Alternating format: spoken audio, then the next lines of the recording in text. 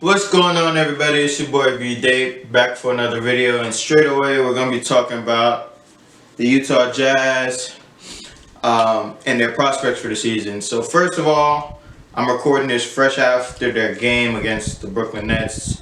That wasn't really a game; they got annihilated. I believe the score was 96 to 130. And straight away, this is the type of thing that I fear the Jazz are just gonna become. They're going to be this good team who's always going to make the playoffs, anywhere from the 4 seed to the 8th. You look at the recent history, they're probably not going to win a playoff series. If they do, they're probably going to get smoked in the second one. They're never going to make it to the conference finals for a while because although this is just game 7 of the season and they are 4-3, they have a positive record.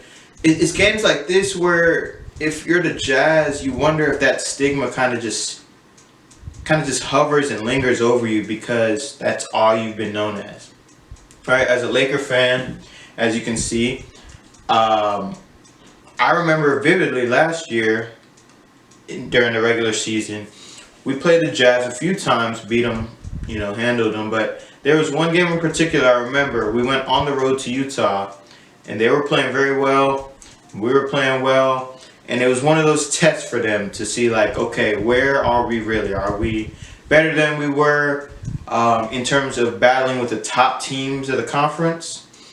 Or are we still same old Utah? And we smoked them. You had the viral clip of LeBron dancing around in his shoes and sliding or in his socks, right? And I think that type of stuff weighs on you because you have a chance to make a big statement tonight. You have Gobert, you have Mitchell, you have your full five, Bogdanovich, Conley, Royce O'Neal, and they're missing their best player. Kevin Durant is not playing. And not only do you lose the games, one thing to lose to Brooklyn, they're still a great side without KD, but it was never a game. You have 14 points after the first quarter. Kyrie alone outscored you in that quarter. You're down 21 after one, and by halftime the game's over.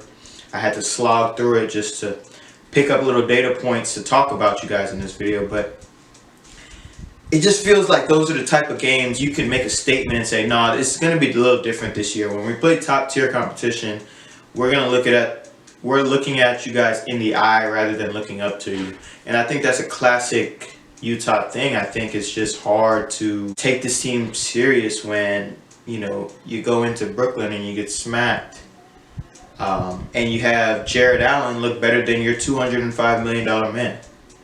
Let's call a spade, And listen, I am being a little bit harsh because it's game 7 of the regular season. Like I said, they have a positive record. And Rudy Gobert's been great this season, actually. He's scoring more. He's averaging about 14 boards, about 2 blocks a game. He's still having the same Rudy Gobert impact. But it just seems like it lacks a little bit in big games. And that brings me to the reason I never will take Utah serious until like a move for a specific type of player is made. It's because when there's big games, high leverage moments, playoff games, Donovan Mitchell is really the only true shot creator that I'm worried about. I like Mike Conley. On paper, he should be that secondary guy, and he has had a bounce back starts this year, but it's not enough. It's a little bit down the hill rather than going up it in terms of his career. His playmaking is still good, and his defense is still good. His leadership, all of that, but it seems to fall a bit short in these big games. But Bojan Bogdanovic, 20-point per game scorer in this league. He's more of a finisher in terms of how a play commences rather than a creator, right? I know he can get his own in the post sometimes, and he's a great outside shooter, but most of that stuff is created for him.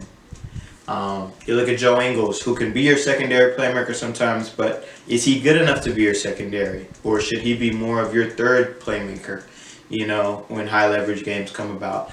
And it's just these type of things that always hold me back from saying This is a clear team that is in the playoffs, top 6, don't even have to worry about the play-in tournament.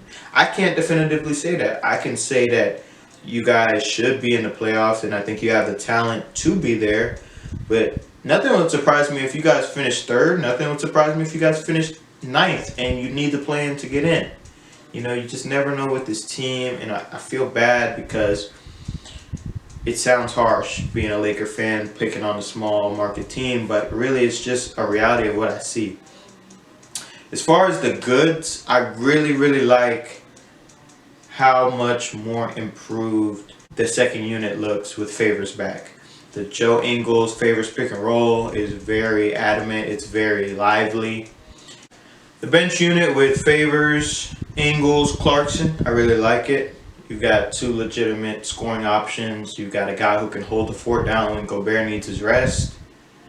And then you probably lap over either Conley or Mitchell with that unit. And I think it's serviceable as far as getting through a regular season and even, you know, getting through a couple playoff games. I think that's enough talent to compete. But I think with Utah fans especially, and you guys can tell me if I'm wrong, I think you're kind of tired of being stuck in that same place of postseason entry, exit first round, postseason entry, exit second round, and have no shot in the second round. I think you guys are tired of being in that place, and you want to see, with the talent you've accrued, to be making pushes forward to the conference finals, to be making the finals, which, you know, it's not going to happen.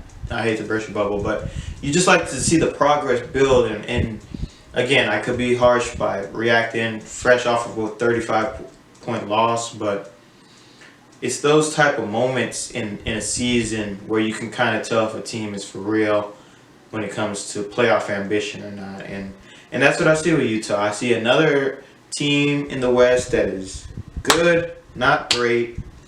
And when high leverage moments come and when things get a little trickier and the offense doesn't work to perfection, I see a team that can be had by the likes of a Denver, by the likes of a Portland, by the likes of a Dallas. All 3 of those teams have 2 shot creators you can say can get you a bucket when the play breaks down, whereas you guys, as of now, seem to only have Mitchell.